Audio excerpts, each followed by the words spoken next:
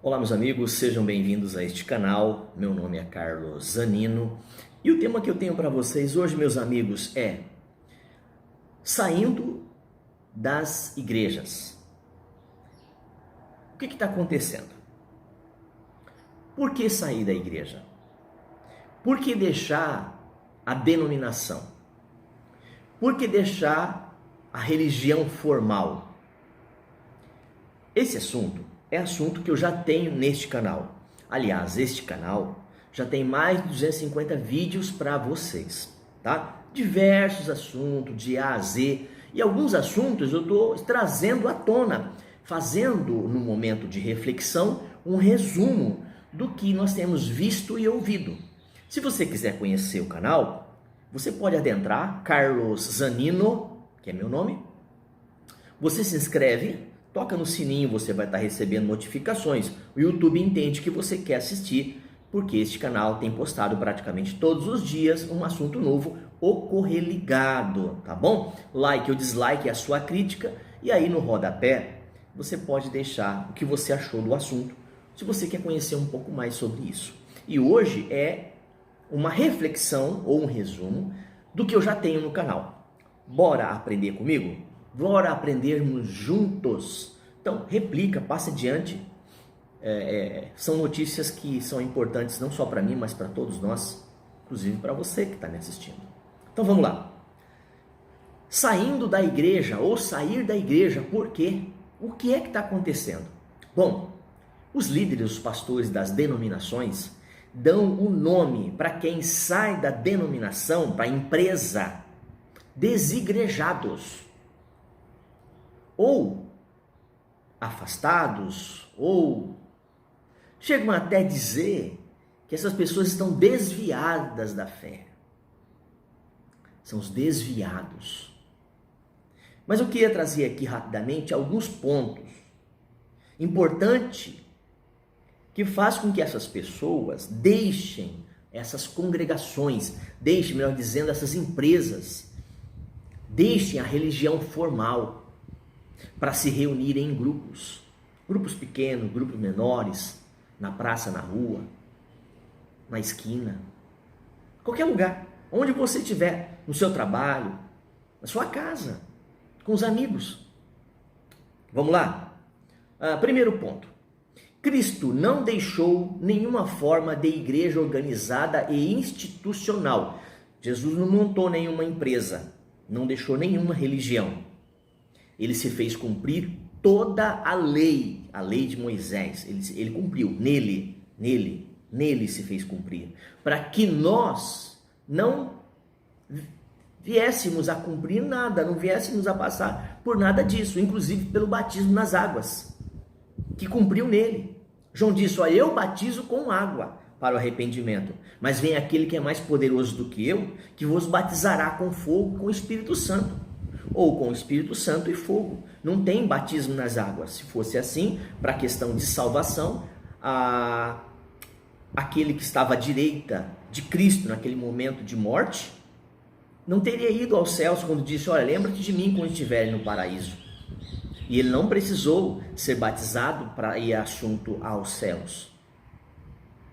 Caso fosse necessário ser batizado em água, que muitos líderes, e a maioria, 99,9% dos evangélicos, dos líderes, dos pastores, ensinam que tem que ser batizado, senão a pessoa não é salva. Então, logo, isso é antibíblico, isso é falta de esclarecimento. Esses pastores não conhecem a Bíblia, eles conhecem só aquele pouquinho que a sua denominação ou que a sua empresa deixa ou permite que eles ensinam e que eles saibam. A maioria deles sabem a verdade, mas eles não podem dizer a verdade porque vão perder os seus empregos. Vamos lá. Cristo não deixou nenhuma religião, nenhuma instituição organizada, nada. Esse é o primeiro ponto. O segundo ponto, já nos primeiros séculos, os cristãos se afastaram dos ensinos de Jesus. Então, logo nos primeiros séculos, os cristãos, depois da morte de Jesus, depois de 70 depois de Cristo, depois que foi derrubado o templo, o grande templo, depois disso, 100, 200 anos depois, e realmente aí as coisas desandaram. até os dias de hoje, apesar dos reformadores, tá? Mas mesmo assim, o cristianismo voltou atrás, tá bom? Então vamos lá, o segundo ponto, como eu já estava falando, já nos primeiros séculos, os cristãos se afastaram dos ensinos de Jesus, organizando-se como uma instituição. A igreja criando estrutura, inventando ofício, elaborando hierarquias para defender o próprio eu, o próprio ego, a própria instituição, ou a lei, ou a organização ao qual ali se começavam. Tá? Então, com a influência de filosofia grega, das teologias e a oficialização do cristianismo por Constantino, é bom que se deixe bem claro que, segundo alguns teólogos, alguns historiadores, Constantino é o Papa, o pai da Igreja Católica Romana, beleza? Guarda bem esse nome, Constantino, tá? Então a igreja corrompeu-se completamente. Eu disse que a partir daí a igreja estaria ou estava se corrompendo. Bora ao terceiro ponto. Apesar de a reforma ter levantado contra esta corrupção, os protestantes evangélicos acabaram caindo nas mesmíssimas. Acabei adiantando, sobre esse fato. Apesar de Lutero, apesar de todos os reformadores a partir de 1500, mas a igreja ela voltou às mesmices. Então vamos lá. Voltou aos seus erros, às suas formalidades, reconstruindo, reestruturando novamente como uma empresa, uma instituição, uma religião, e não como blocos, como organizarmos em qualquer lugar onde estivermos, porque aonde estivermos reunidos ali, aí está a bênção de Deus e aí está o Deus vivo, tá certo? Então tem uma passagem que a mulher disse o seguinte, quando a mulher estava ali sentada conversando com Jesus, a mulher falou, olha, nós vamos adorar lá no monte, lá em Jerusalém. Jesus falou assim, olha, vai chegar a hora, e já está chegando, e já chegou, em que o verdadeiro adorador, os verdadeiros adoradores, adorarão a Deus em espírito e em verdade. Não é aqui nem acolá, aonde eles estiverem. E adorar a Deus em espírito e em verdade são as nossas obras, nossas atitudes. Não é igreja, não é empresa, não é denominação, instituição, não é religião. Ok? Bora lá? Então, houve esse processo reestruturando em organizações, em hierarquias, processo de manutenção do sistema, os dissidentes, elaborando fé, cartilhas, catecismo, declarações, enfim, impedindo assim de as pessoas conhecerem Cristo livremente. Então, até nos dias de hoje isso acontece e vai continuar até aquele dia, tá? Que Jesus Cristo volta. Quarto ponto, a igreja verdadeira não tem templos, cultos regulares aos domingos, não tem tesouraria, não tem hierarquia, ofícios, oferta, dízimo, clerical, clérigo oficial, confissões de fé, rol de membro, propriedade, escolas, seminários. Não. A igreja somos nós, a igreja são pessoas. É isso que eu tenho passado, que eu quero dizer, que tenho falado nesse canal. Não só nesse canal, mas também nas redes sociais ao qual eu tenho minha conta. Seja Instagram, seja nos WhatsApps, seja no Facebook. Ok? Então vamos lá para término. Quinto ponto. De acordo com Jesus, onde estiverem 2 ou 3, ali estará a minha igreja. Porque Cristo está com ele, conforme o que prometeu em Mateus. Tá? Então, o sexto ponto diz assim, a igreja como organização humana tem falhado e caído em muitos erros, pecados, escândalos e prestado um desserviço ao evangelho. É isso que eu tenho dito sempre para os meus irmãos, onde quer que eles estejam, onde quer que estejamos. A igreja, a religião, a denominação, enquanto ela, instituição, empresa, impede as pessoas de conhecerem a Cristo, o verdadeiro Deus, de forma livre. Porque eles não sabem e não ensinam. E se sabem, não ensinam. Vamos lá. Eles confundem igreja com organização. O religioso, o líder, a maioria dos pastores, eles não conseguem entender igreja fora do sistema, fora das 4 paredes. Para eles, igreja é aquilo lá que você tem observado todos os domingos.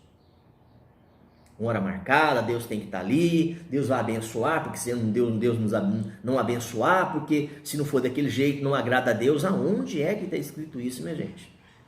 Está faltando Bíblia, está faltando leitura, texto no contexto, tá? Então vamos lá. Para a gente terminar, então eles defendem de unha e dente as denominações, as instituições, e dizem que essas instituições é que representa de forma genuína o próprio reino, a obra de Deus. Se não for desse jeito, Deus não aceita. Na verdade, eles estão defendendo o seu salário, seu ganha-pão.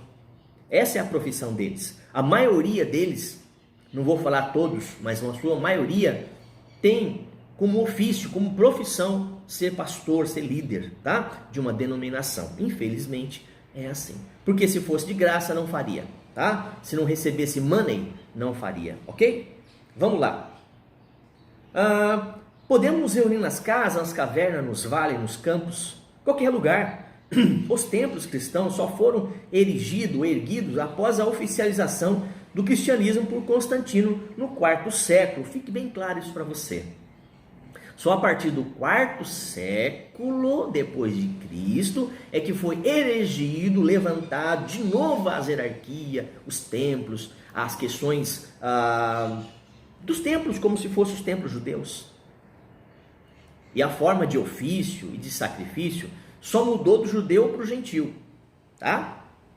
Bora! Eu também estou de acordo, né, com essa constatação, com essa situação ao qual muitas das vezes nós temos visto dentro dessas igrejas, instituição, que comete muitos erros decorrente à sua longa história.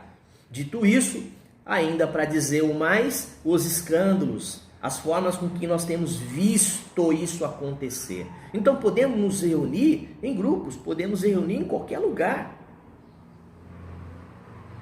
Ou não? Claro que sim. Qualquer lugar. Tem uma passagem aqui, e eu vou passar para vocês, muito importante.